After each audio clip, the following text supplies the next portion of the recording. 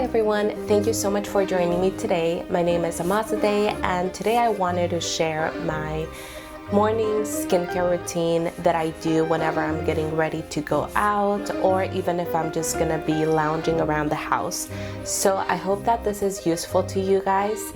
So grab a cup of tea, a cup of coffee, and get ready with me. Hello darlings, I hope that you are all doing well. My name is Amazade and thank you so much for joining me today. What I would like to talk about today is how I do my skincare in the morning when I'm getting ready in order to make this an anti-aging skincare routine. So I hope that you guys enjoy. So the first thing that I always use is I always use a sunblock. Even if I know that I'm not gonna be stepping outside or anything like that, I still like to put it on because you just never know. So what I do is I usually get this 50 SPF sunblock, and I have tried other sunblocks before that are a higher strength, like I tried 100 SPF, but that honestly, it was just way too sticky for me. So 50 seems to work fine for me. So I am going to go ahead and show you guys how much I apply. So I apply about this much. And then I just start applying. I'm not trying to make this video super long, but I hope that you guys enjoy sitting here with me and just getting ready with me. Today in Seattle is once again super gloomy, but that's not really a surprise to anybody. And I'm gonna go ahead and bring this down to my neck as well, because whatever I put on my face, I also put on my neck. And it's gonna take a few minutes for this sunblock to kind of set and dry a little bit. So I hope that you guys don't mind the chit-chatting. I don't really have many plans for today. I am hoping to go to the library and pick up some audiobooks and some regular reading books. So do you guys have anything that you recommend?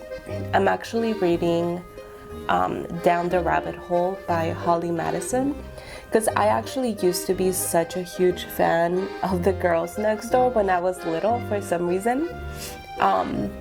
And so I revisited that show now that I am 27 years old, and I really liked how sexually liberated they seemed, you know, because that's actually something that I tend to struggle with. But yeah, they all seem super sexually liberated, and I was like, oh, that's cool, you know, like are there any secrets to their sexual confidence or whatever? So yeah, I started rewatching it, and then I started seeing how there are, or how Holly released this book. So I am listening to it in audiobook, and I'm thinking about doing a review for it. But so far I super like it, but I am going through it so fast. Perfect. So now that my sunblock is all put on and my skin is looking nice and glowy, I then move on to my foundation. And the sunblock that I used is Plant-Based Lotion Screen Aloe and Coconut by Australian Gold. And I really like this sunblock. I had tried their, let me see if I can find it. I had tried their matte tinted sunblock, SPF 50, I believe. And although I liked it a lot for winter time, it was way too matte for me. Because my foundation is also gonna be matte. So this is the Maybelline Fit Me Matte and Poreless. And honestly, all of the, or most of the makeup that I use is very inexpensive. I believe this was about $6. So I'm gonna go ahead and apply some of my foundation And being completely honest, so what I do is I don't really use a beauty blender because I feel like that soaks up the sunscreen. So what I do is I just dab it in the areas that I want to, and I actually just blend with my finger. And I haven't really had any issues with that application. If you want to try beauty blenders, that's totally fine, but I guess you do run the risk of it soaking up your SPF, which is honestly not something that I want to do. So for the longest, I actually didn't even apply SPF unless I was going to the beach, because I was like, yeah, I'm not going to the beach. Why would I apply sunblock? During COVID, I started watching Dr. Dre. Shout out to Dr. Dre, dude. Thank you so much, Dr. Dre. And she honestly made me see the importance of using SPF on my skin. And I have seen a huge difference. Like a year ago, I would look at my skin and I was like, wow, you know, I'm really starting to notice a change in my skin. Like it's not as bouncy as before. But I feel like now my skin is in really, really good condition. So I would 100%, girls, always recommend to have sunscreen. What I would also recommend, and this is a pro tip that I'm actually gonna make another video about for lazy girl hacks. I actually recommend you guys to have one tub of sunscreen where you apply your makeup, and another tub of sunscreen in your purse, and another tub of sunscreen in your car, because you never know.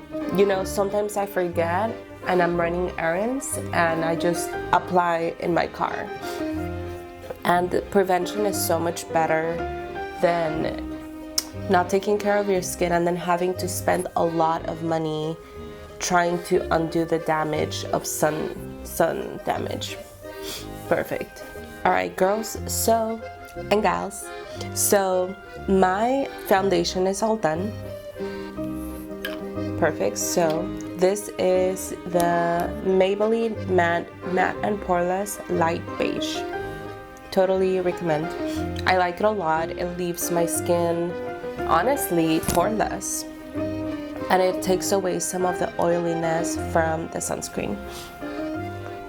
Perfect. So my next step is I have the e.l.f. 16-Hour Camo Concealer, and this step is not 100% needed. I honestly just apply a tiny bit under my eyes just to bring out my under eyes, and also I bring it over to my cheekbones. But yeah, so if you guys have any books that you guys recommend, I 100% am looking for recommendations. I'm looking for something, if it's an audiobook, that's fantastic. I am looking for something that is easy to read, easy to listen to if I am working. So not something where I have to put a whole lot of attention just because I'll be working in the background, but it's something that I want to listen to. Please leave your recommendations down below.